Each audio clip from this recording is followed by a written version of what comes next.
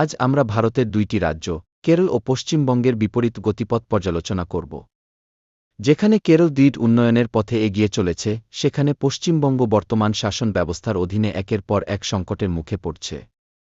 পশ্চিমবঙ্গে বেকারত্ব এক ভয়াবহ চেহারা নিয়েছে। সাম্প্রতিক তথ্য অনুযায়ী 2015-16 থেকে 2022-23 পর্যন্ত সময়ে রাজ্যে অপ্রাতিষ্ঠানিক খাতে প্রায় 30 লক্ষ চাকরি হারিয়ে গেছে। এটি ভারতের রাজ্যগুলির মধ্যে অন্যতম সর্বোচ্চ হারের মধ্যে পড়ে। এই ধাক্কায় বহু যুবক হতাশ হয়ে রাজ্যের বাইরে সুযোগ খুঁজতে বাধ্য হচ্ছেন। শিক্ষাক্ষেত্রে দুর্নীতির চিত্র অত্যন্ত উদ্বেগজনক। পশ্চিমবঙ্গ স্কুল সার্ভিস কমিশনের নিয়োগ কেলেঙ্কারিতে 2016 সালের নিয়োগ প্রক্রিয়ায় অনিয়মের কারণে 25,000-এরও বেশি শিক্ষক পদ বাতিল হয়েছে।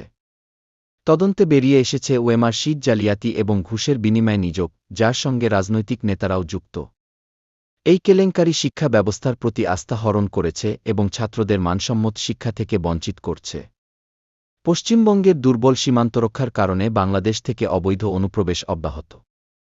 এই অনুপ্রবেশ রাজ্যের স্বাস্থ্য, শিক্ষা এবং অন্যান্য সম্পদের উপর অতিরিক্ত চাপ সৃষ্টি করছে।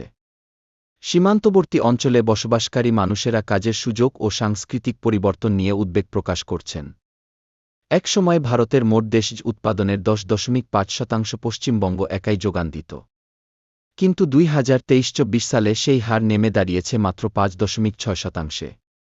মাথাপিছু আয় জাতীয় গড়ের তুলনায় কমে গেছে, যা রাজ্যের অর্থনৈতিক স্থবিরতার ইঙ্গিত দেয়।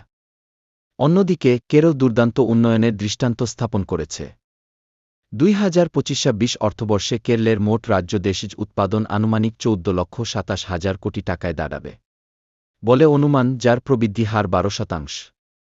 সামাজিক কল্যাণে কেরলের প্রতিশ্রুতি সুস্পষ্ট, দারিদ্র্যের হার মাত্র 0.71% এবং মানব উন্নয়ন সূচকে কেরল দেশসেরা, স্কোর 0.794।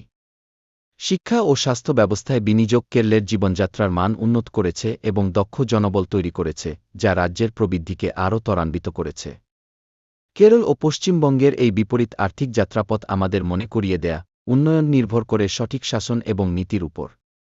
কেরলের অগ্রগামী পদক্ষেপ ইতিবাচক ফল দিয়েছে, অন্যদিকে পশ্চিমবঙ্গের বর্তমান সমস্যাগুলি দেখায় যে সেখানে আত্মসমালোচনা ও সংস্কার অপরিহার্য। কেরলের মতো অন্যান্য রাজ্যের অগ্রগতি অনুসরণ করতে চাইলে বাংলার মানুষকে দিদিকে সরিয়ে নতুন বিকল্প বেছে নিতে হবে।